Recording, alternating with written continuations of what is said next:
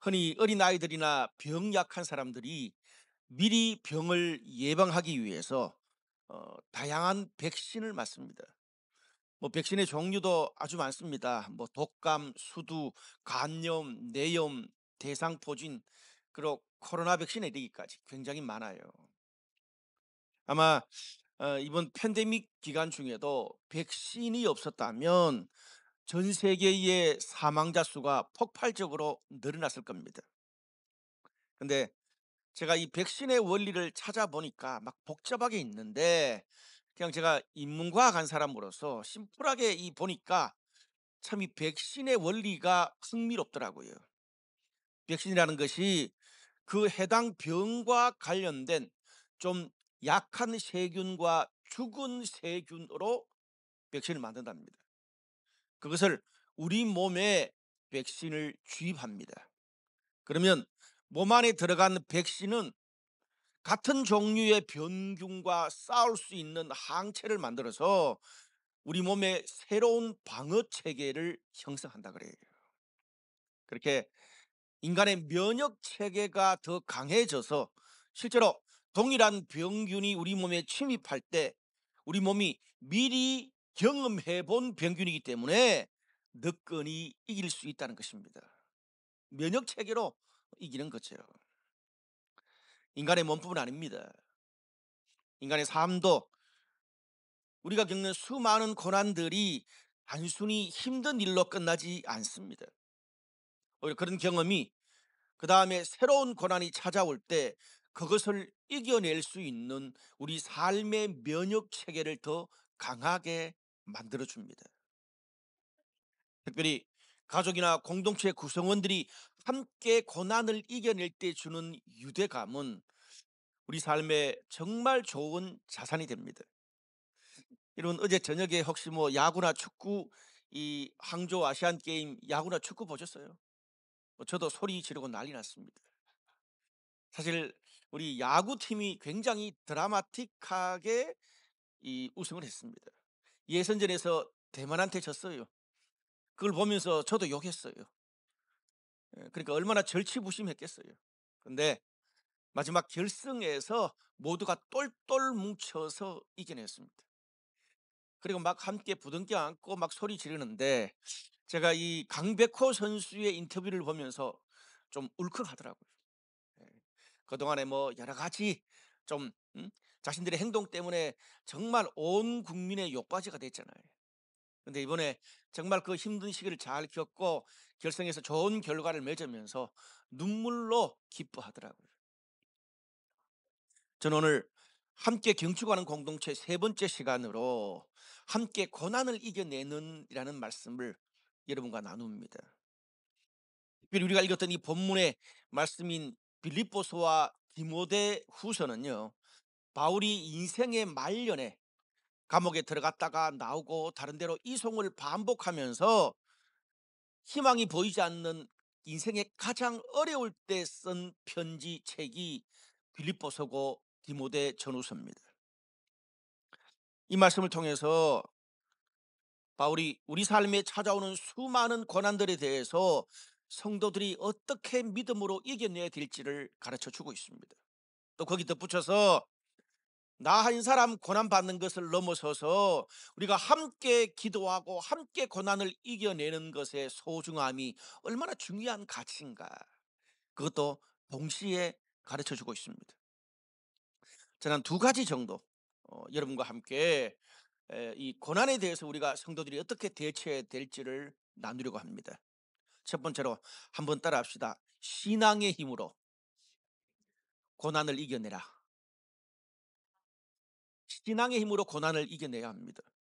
오늘 빌립보서 4장 13절에 보면 내게 능력 주시는 자 안에서 내가 모든 것을 할 수 있느니라. 많은 성도들이 좋아하는 성경 구절이에요. 저도 오랫동안 이 구절을 외우기도 했었습니다. 그래서 뭐 많은 신앙인의 가정들이나 회사에 가면 이 구절이 액자에 붙어 있습니다. 어, 내가 힘들고 어려운 일을 당할 때 하나님이 도와주셔서 승리하고 문제가 해결되고 기적을 경험하는 그런 능력을 주님이 주셔서 내가 모든 것을 할 수 있다. 그렇게 우리가 보통 생각을 합니다. 언뜻 보면 그래요. 주님이 도와주셔서 하는 것마다 다 잘 되고 이기게 하신다. 그래서 나는 모든 것을 할 수 있는 능력을 가진다. 그렇게 생각할 수 있어요. 근데 여러분, 이 지점에서 우리가 신앙생활을 한번 해보면 힘들고 고난이 찾아왔을 때 늘 승리하고 원하는 대로 문제가 해결됩니까? 실상 그렇지 않을 때가 훨씬 더 많습니다. 오죽했으면 별 문제가 없이 일이 잘 풀리면 불안하기까지 합니다. 경험적으로 아는 거죠. 여러분, 우리 삶에서 고난과 대가를 치르지 않고 되는 일이 많지 않습니다. 그럴 때 성도들은 신앙적으로 혼란스러워집니다. 아니, 오늘 빌립보서 4장 13절 성경 말씀에 모든 것을 능히 할 수 있다는 능력을 하나님이 주신다고 해놓고 정작 고난이 찾아오고 어려운 일이 닥쳤을 때 하나님은 아무것도 안 도와주시고 팔짱만 끼고 계시지, 그런 생각이 들잖아요. 좀 이렇게 더 신실하게 신앙생활을 했던 사람들은 본전 생각이 나기 시작합니다. 아니, 내가 예배도 잘 드리고 큐티도 매일 빠지지 않고 꼬박꼬박 하고 헌금과 교회 봉사도 이렇게 열심히 하고 있는데, 그래, 결국 신앙이라는 게, 종교라는 게 사람이 약하고 불안할 때 기댈 수 있는 정도 수준이지 내 삶의 실생활에 현실적으로 도움을 주는 것은 아니네. 희망 고문이야. 그 정도가 종교다. 이런 생각을 할 때가 많습니다. 오늘 바울이 빌립보서를 쓸 당시도 비슷했습니다. 아니, 더 했습니다. 당시 초대 기독교인들은 로마 황제 네로에 의해서 정말 이 지구 역사상 가장 악랄한 박해를 당하고 있었을 때가 이때였습니다. 뭐 길거리에 수천 명이 그냥 십자가에 못 박혀서 길거리에 나체로 그냥 십자가에 못 박혀서 죽고, 뭐 칼로 목이 잘리고 톱으로 쳐서 죽이고, 장작나무 위에 불을 떼서 죽이고, 맹수에게 물려 죽고, 상상할 수 없는 그런 기독교인들이 이 시기에 박해를 당하고 있었습니다. 당시에 기독교 최초의 선교사인 바울도 회심한 후에 초기 10년간은 너무나 하나님의 이 역사를 전하는 데 잘 나갔어요. 초기 10년간 세 차례 전도 여행을 통해서 터키와 주변 지역, 심지어 유럽에까지 복음을 전했습니다. 승승장구했지요. 엄청난 하나님의 역사와 기적을 경험했습니다. 근데 문제는 그 후로 10년 이상을 핍박을 받아가지고요, 감옥에 투옥당했다가 나왔다가 자택연금 당했다가 여기저기 옮기면서 이송을 당하는 데 시간을 다 보내고, 그러다가 결국 이 빌립보서를 쓰고 난 이후에 몇 년 뒤에 아주 처참하게 순교를 당했습니다. 아니, 바울처럼 저렇게 위대한 하나님의 역사를 감당했던 선교사도 이 고난 이 핍박을 못 넘어가고 저렇게 죽임을 당하는데, 하나님이 놔두시는데 평범한 우리가 목숨 걸고 신앙생활을 할 필요가 있겠냐? 돈이 밥 먹여주냐? 신앙이 밥 먹여주냐? 초대교회 성도들 가운데 신앙을 포기하는 사람들이 굉장히 많이 나왔더랬습니다. 그렇게 흔들리고 혼란스러워하는 그런 초대교회 성도들에게 바울이 오늘 빌립보서를 기록한 거예요. 그래서 우리가 언뜻 본 이 말씀은 사실 전혀 반대의 말씀이에요. 오히려 바울은 본문을 통해서 하나님이 주시는 능력이 모든 것이 잘 되고 문제가 해결될 때만 주시는 그런 단순한 능력이 아니라고 말하는 거예요. 자, 오늘 우리가 빌립보서 4장 13절 그 앞에 구절을 알아야 이 빌립보서 4장 13절이 바르게 해석되거든요. 자, 오늘 그 앞에 4장 11절 12절에 이런 말씀이 있습니다. 요약하면 어떠한 형편이든지 나는 자족하기를 배웠노라. 나는 비천에 처할 줄도 알고 풍부에 처할 줄도 알아.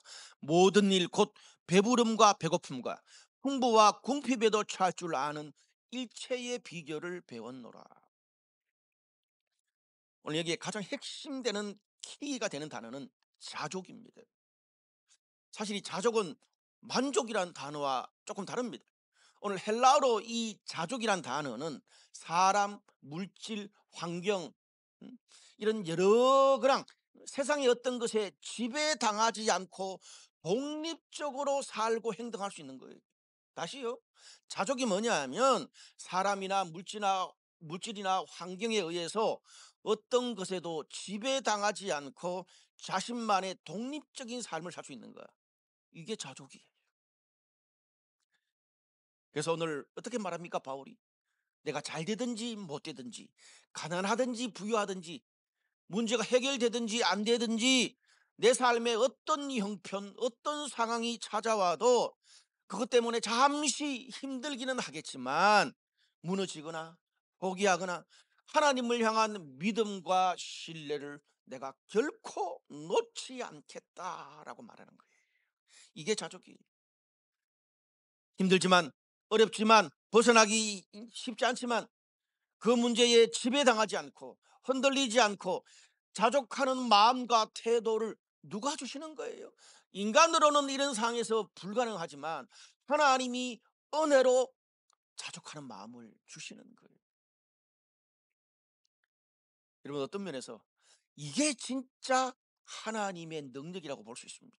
한마디로 잘 될 때나 못 될 때나 상관없이 모든 상황에서 적응하고 견뎌내고 이겨낼 수 있는 그런 은혜를 하나님이 능력으로 주시는 거죠. 사람이요, 문제가 없고 평안할 때야 누구나 다 만족할 수 있습니다.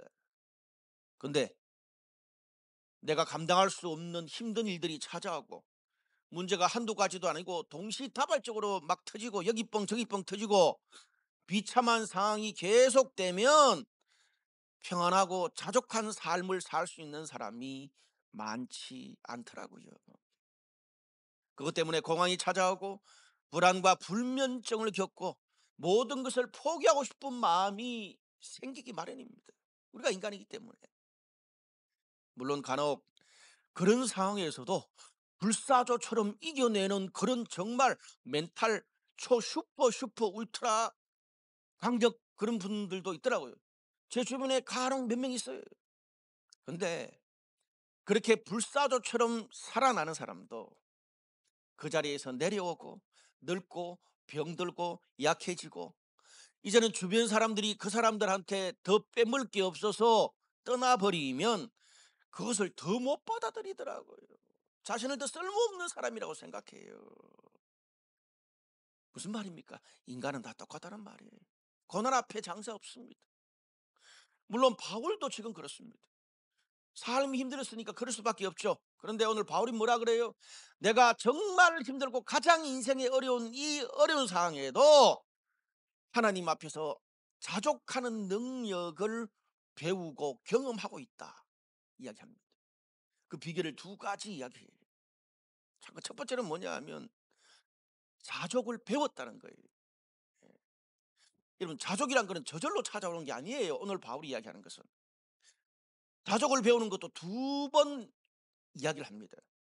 11절과 12절에 첫 번째 자족을 하나 어떠한 형편이든지 나는 자족하기를 배웠노니 11절. 이건 뭐예요? 헬라어로 이 뜻을 보면 다양한 경험과 시행착오를 통해서 자족함을 배우게 되더라 이 뜻이에요. 또 한 가지는 12절에 풍부와 궁핍에도 처할 줄 아는 일체의 비결을 배웠다.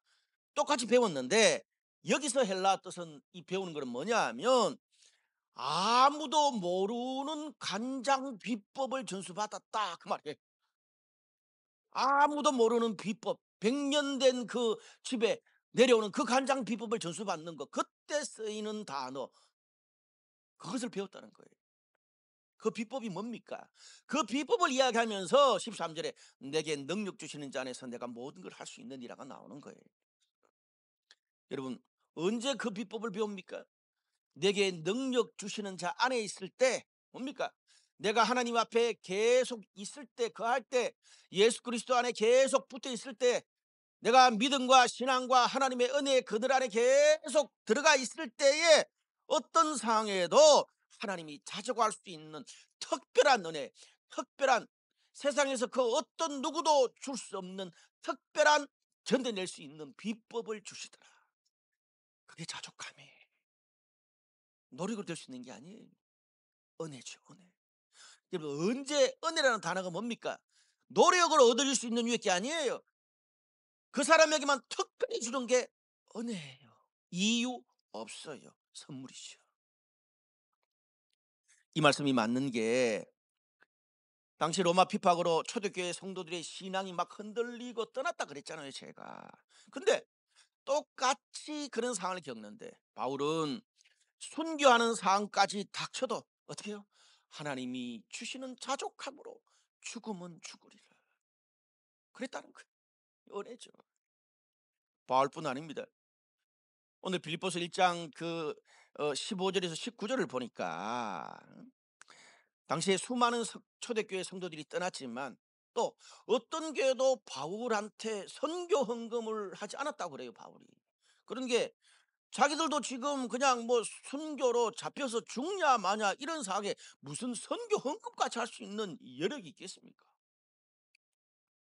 근데 문제는 바울에게서 빌립보서라는 이 편지를 전달받은 빌립보 성도들은, 빌립보서를 읽었던 빌립보 성도들은 그렇게 로마의 핍박 중에서 수많은 성도들이 신앙이 흔들리고 떠나고 선교 헌금은 뭐 생각지도 못하는 그런 상황이지. 그런 상황에서 자기들도 똑같이 핍박받고 자기들도 똑같이 궁핍했지만 선교 헌금을 할 수 있는 신앙의 여력이 있었습니다.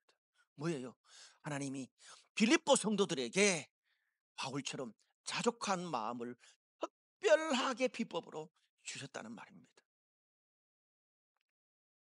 여러분, 우리가 이것을 보면 우리가 여유가 있고 돈이 있고 문제가 없다고 자족할 수 있고 선교할 수 있는 게 아니에요. 또 반대로 궁핍하고 스트레스 받고 압박이 많다고 자족하지 못하거나 주님 일 못하는 것도 아닙니다. 어떤 일이 닥쳐도 자족하고 흔들리지 않고 변함없이 주님 뜻대로 살 수 있는 것은 예수 그리스도 안에 있을 때 하나님이 성도들에게 특별히 주시는 비법, 특별히 주시는 은혜입니다. 네. 혹시 지금 고난받고 계십니까? 내가 감당할 수 없는 그런 어려움, 정말 너무나 이것을 놓치면 안 되는 그런 압박감 가운데 살고 계시는 분들이 있으십니까? 단순히 고난을 잘 견디고 버티는 것만으로 끝내지 마십시오.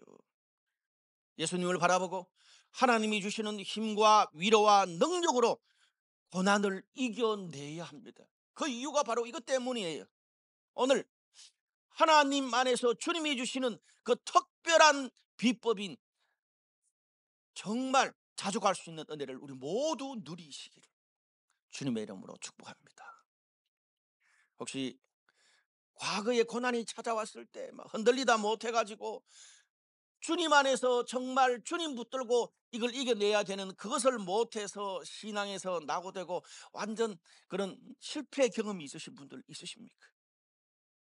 이번에 찾아온 이 고난은 과거처럼 그렇게 쓰러지지 말고 내 힘이 아니라 신앙의 힘으로 고난을 이겨내는, 하나님의 특별한 비법 자족의 힘으로 이겨내는 여러분 되시기를 주님의 이름으로 축복합니다.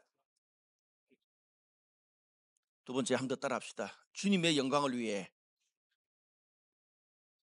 함께 고난을 받으라.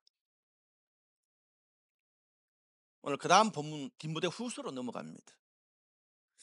바울이 이제는 젊은 사역자 디모데한테 죽기 직전에 감옥에서 마지막 쓴 편지가 디모데 후서입니다. 바울 서신 이 13권 중에 제일 늦게 쓰여졌어요. 그래서 학자들은 바울의 유언에 해당하는 책이다 그렇게 말해요.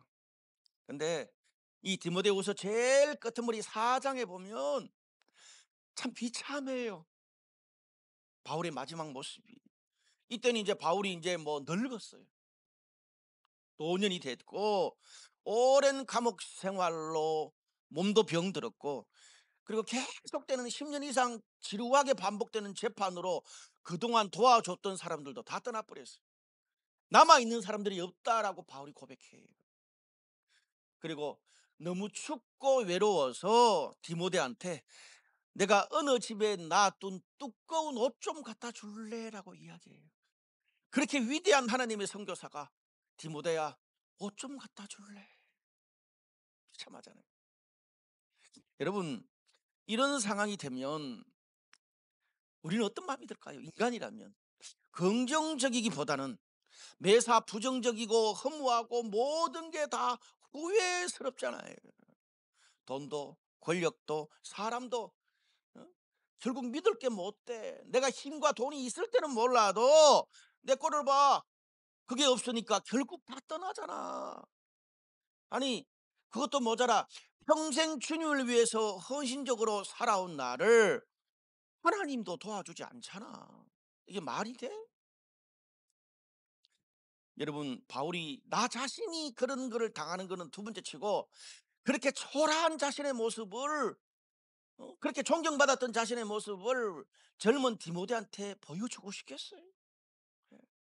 얼마나 자존심 상하는 일이에요. 여러분, 그럴 때 보통 어떤 말 해요? 후배들한테. 야, 결국 세상 나 혼자 사는 거야.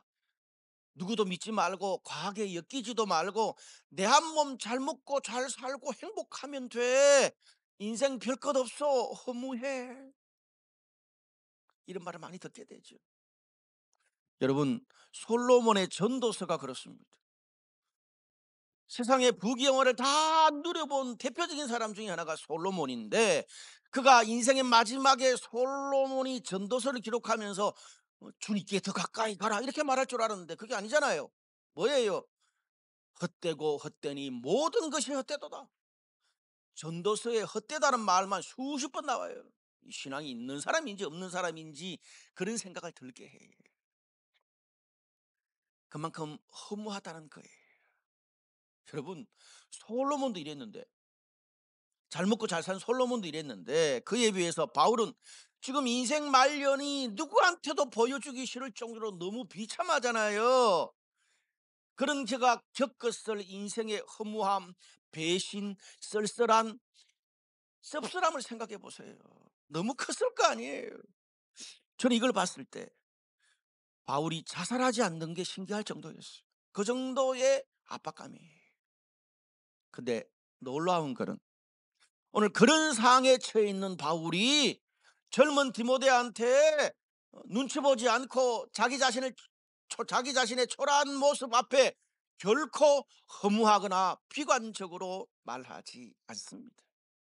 8절에 그러므로 너는 내가 우리 주를 정언함과 또는 주를 위하여 갇힌 자 된 나를 부끄러워하지 말고 오직 하나님의 능력을 따라 복음과 함께 고난을 받으라. 다시요. 그러므로 너는 내가 우리 주를 정언함과 또는 주를 위하여 갇힌 자 된 나를 부끄러워하지 말고 오직 하나님의 능력을 따라 복음과 함께 고난을 받으라. 제가 이 본문 읽으면서 정말 울컥했습니다. 여러분, 이 복음과 함께 고난을 받으라, 고난받는 나를 부끄러워하지 마라, 이 말씀을 1, 2, 3차 전도여행 떠날 때 인생의 최고 전성기 때 말한 게 아니에요. 가장 비참하고 초라할 때, 이거보다 더 아래로 추락할 수 없는 그때에 바울이 이런 말을 했기 때문에 놀란 거예요. 저는 오늘 이 말 설교를 준비하면서 하나님, 나도 인생의 말년에 어떤 신앙의 선배들처럼 인생 허무하다, 별 것 없다, 다 사람 믿지 마라 그렇게 말하지 않고 바울처럼 이런 나를 부끄러워하지 말고 복음과 함께 고난을 받으라고 말할 수 있게 하여 주시옵소서. 그렇게 기도했습니다. 여기서 부끄럽다라는 말은 헬라어 뜻은 수치스럽게 생각하다 그 뜻이에요. 그 말은 자기가 지금 자기 모습을 봐도 수치스럽거든요. 부끄럽거든요. 그러니까 남은 그 위대한 이 선교사 바울이 그렇게 되는 것을 보면서 후배들이 얼마나 수치스럽게 여기겠어요. 찾아가는 것도 미안할 거 아니에요. 근데 바울은 뭐예요? 그런 디모데한테 나를 보고 부끄러워하지 말라는 거예요. 여러분, 디모데 입장에서 야, 나도 주님의 일을 끝까지 계속하면, 사역자로 살면 나도 바울 선교사님처럼 마지막에 저렇게 비참해질 수도 있겠구나, 그런 생각하지 말라는 거예요. 오히려 뭐예요? 바울이 너도 나처럼 그런 쓸데없는 생각하지 말고 복음과 함께 고난을 받으라. 여기 함께 고난을 받으라의 이 문장의 뜻은 뭔지 아세요? 헬라어로 부담스러운 짐과 고통, 학대를 서로 분담하고 나누어 지자는 거예요. 복음과 함께 고난을 받으라는 무슨 말이에요? 복음을 위해서 부담스러운 짐과 고통과 학대를 너도 나도 서로 분담하고 나누어지자 디모데야, 이렇게 말합니다. 비슷한, 이런 것과 비슷한 구절이 골로새서 1장 24절이에요. 바울이 뭐라 그래요? 나는 이제 너희를 위하여 받는 괴로움을 기뻐한대요. 신기해요. 그리스도의 남은 고난을 그의 몸된 교회를 위하여 내 육체에 채우느라. 너희들 위해서 고난받고 주님과 주님의 교회 공동체 성도들 위해서 고난받는 것 힘들지만 기쁘게 생각한다, 이렇게 말해요. 그렇게 비참한 모습으로 감옥에 있었지만 바울이 어떻게 디모데에게 기꺼이 이런 말을 할 수 있었을까? 오늘 이 디모데후서 이그 1장 9절에서 14절까지 자세하게 나옵니다. 뭐 자세하게 다 이야기하면 또 너무 설교가 길어지니까 여기 한 세 가지 정도 때문에 바울이 이렇게 디모데에게 요청했어요. 첫 번째는 나를 구원하신 주님이 뭐예요? 나를 구원만 한 게 아니라, 기드기를 구원만 한 게 아니라 기드기를 통해서 이루실 주님의 뜻이 있기 때문이다, 그렇게 말해요. 그것을 바울은 거룩한 소명과 부르심이라 그래요. 그게 나한테 있다는 거예요. 두 번째는 그 하나님이 주신 거룩한 소명과 부르심을 이루기 위해서 어떻게 해요? 복음을 위해서 교회 신앙 공동체의 다양한 직분과 일, 사역을 통해서 이루시게 하셨어요. 여러분, 나 한 사람이라면 할 수 없는 그런 일을 우리 신앙 공동체와 다양한 지체들이 협력해서, 어떤 사람은 노래 잘하는 사람, 어떤 사람은 토론 잘하는 사람, 어떤 사람은 잘 노는 사람은, 어떤 사람은 잘 들어주는 사람은, 또 어떤 사람은 잘 이끌고 나가는 사람, 어떤 사람은 모든 은사가 없어도 자리 지켜주는 것도 은사잖아요. 모두가 함께 협력해서 하나님의 은혜와 사랑과 위로를 공동체를 통해서 세상에 전하게 됐다, 그 말입니다. 예. 반드시 하나님의 공동체를 통해서 세상에 하나님을 소개할 때 하나님은 거기에 있는 사역과 직분을 사용하십니다. 그 사역들을 통해서 사람들이 주님을 믿고 인생이 변화되고, 또 그렇게 은혜 받은 사람이 나중에 그들이 나처럼 그렇게 또 섬기게 되잖아요. 세 번째로, 이렇게 내게 들은 하나님의 말씀을 본받아라.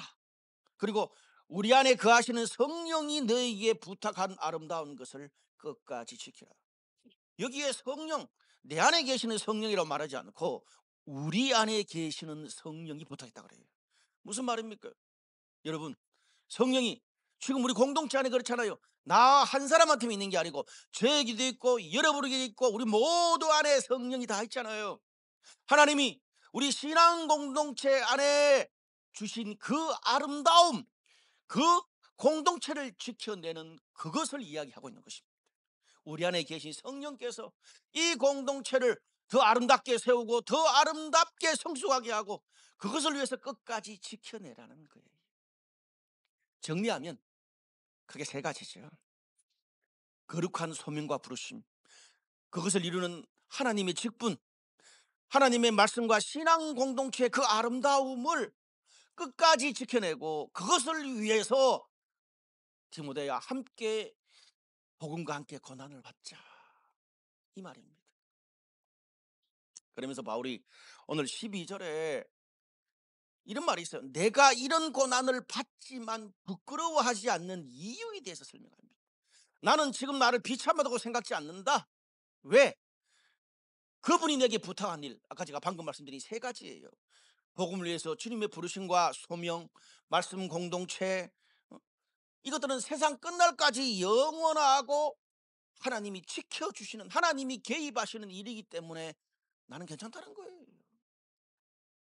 그러니 디모데야, 너는 주님의 일을 하면서 하나님의 공동체에서 신앙생활을 하면서 부끄러워하거나 손해본다고 생각하지 말고 복음을 위한 주님의 고난에 함께 동참해라. 그게 가장 영광스러운 일이다. 이게 디모데후서 1장의 요점입니다. 여러분, 우리가요 신앙생활 하다 보면 신앙 공동체에서 또 성도들끼리 서로 상처를 주고받고 실망하는 그런 일들이 있어요, 없어요? 있잖아요. 때때로 그것 때문에 방황을 하고 또 손해본다는 생각도 있고, 또 어떨 때는 내가 그냥 신앙을 포기할까 떠나버릴까라는 그런 생각이 들 때도 간혹 있습니다. 그럼에도 불구하고 오늘 뭐예요? 그런 것들을 다 알고 내가 주님 일 때문에 주님의 신앙 공동체를 위해서 섬기면서 내가 이렇게 비참한 지경에 이를지라도 그럼에도 불구하고예요. 바울은 뭐예요? 그럼에도 불구하고 주님의 복음과 신앙 공동체의 아름다움을 내가 결코 포기하지 않고 그것을 기꺼이 지켜낼 거다. 그것을 지키기 위해서 복음과 함께 고난받는 일을 내가 선택할 거다. 아니, 선택해왔다. 그 말입니다. 왜? 그것이 하나님께 가장 영광되는 일이고 하나님이 아름답게 생각하는 일이기 때문에 그렇다는 거예요. 말씀의 결론을 맺겠습니다. 우리 찬양팀 다음 올라와 주시고요.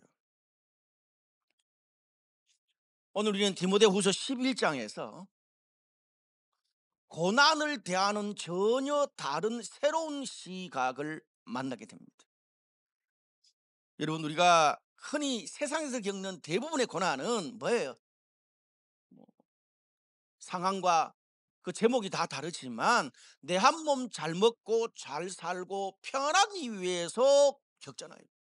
그건 여러분 목사만 겪는 것도 아니고 성도만 겪는 것도 아니고 이 세상의 모든 사람은 자기 잘 먹고 잘 살기 위해서 고난 겪어요. 사실은 영광이 될 게 없어요. 왜? 자신의 인생이고 자기가 먹고 사는 거기 때문에 당연히 겪어야 되는 고난이에요. 근데 여러분, 우리가 흔히 하나님 영광 돌린다는 말을 많이 하잖아요. 내가 어느 시험 합격해서 하나님께 영광 돌립니다. 내가 1등해서 영광 돌립니다. 여러분, 냉정하게 말해서 내가 잘 돼서 뭔가를 하고 뭔가 되는 것은 하나님한테 영광 되는 건 아니죠. 사실 나한테 영광 되는 거지. 주님 영광은 이름을 얻는 것뿐이죠. 나한테 영광 되는 거예요. 내가 잘 된 거니까. 하나님의 영광은 뭐예요? 오늘 본문 말씀에 하나님이 기뻐하시는 그 일에 내가 함께 책임을 지고 고난을 분담하는 거예요. 그게 하나님께 영광 돌리는 겁니다. 오늘 이 바울이 받는 고난은 나의 문제, 나의 환경, 내가 잘 먹고 잘 살기 위해서 받는 고난이 아니에요. 주님을 위해서 받고 복음을 위해서 받고 신앙 공동체를 끝까지 잘 지켜내기 위해서 기꺼이 고난받고 고난을 짊어지는 것, 그거예요. 다르잖아요. 다른 고난이잖아요. 여러분, 그것이 하나님이 나를 세상에 태어나게 하시고 저와 이룬 우리를 구원하시고 이 블라이트 강남교회 공동체를 이 강남 땅에 세우신 이유 아닙니까? 여러분, 우리 그리스도인들은 그것을 한시라도 잊어서는 안 돼요.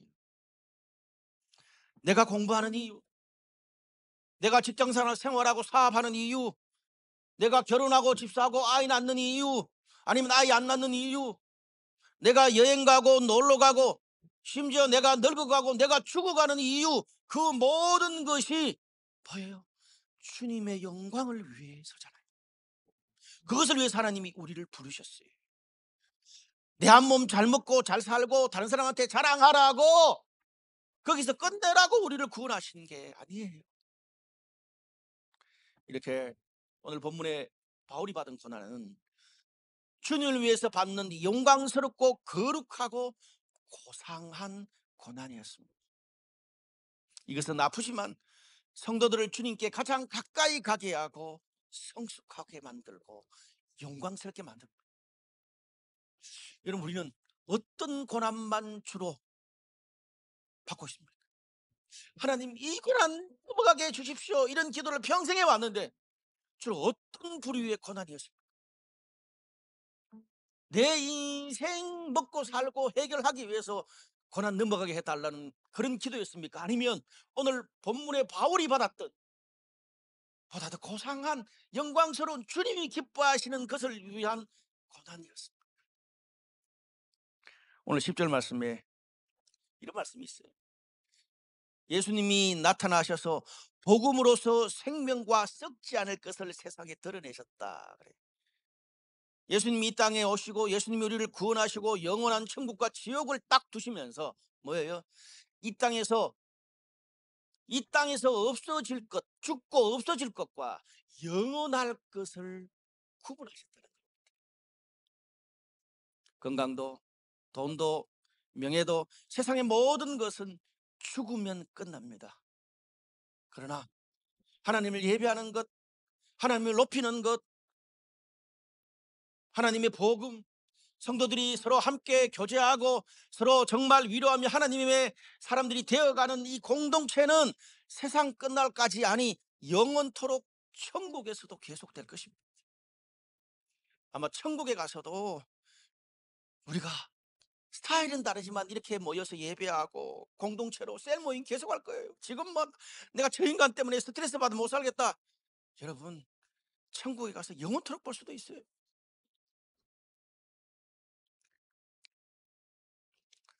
간혹 어떤 사람은 평생 내 한 몸의 안위를 위해서 아파하고 불안해하고 기뻐하고 축배를 들었다 놨다가 인생 종칩니다. 근데 주님은 세상 끝날에 우리 성도들한테, 우리 교회에 한 가지를 더 물으십니다. 사랑하는 아들아, 딸아, 블라이트 강남교회야, 너희가 나를 대신해서 아프고 병들고 연약하고 주님을 모르는 사람들을 위해서 흘린 눈물, 노고, 고통은 무엇이냐? 네가 그렇게 오랫동안 돈 벌고 그냥 사람들과 감기하고 집 사고 땅 사고 뭐 차 사고 그렇게 살아왔는데, 네가 복음과 주님의 공동체를 위해서 그리스도의 남은 고난 짐을 분담한 게 있다면 무엇이냐? 언젠가 우리는 주님이 물으시는 그 물음에 응답할 날이 올 것입니다. 주님의 그 물음 앞에 지금까지 우리가 세상에서 그토록 꺼드려오고 바둥바둥거리고 얻지 못해서 그렇게 땅을 쳤던 그 모든 것은 어쩌면 한마디 대답도 되지 못할 수 있습니다.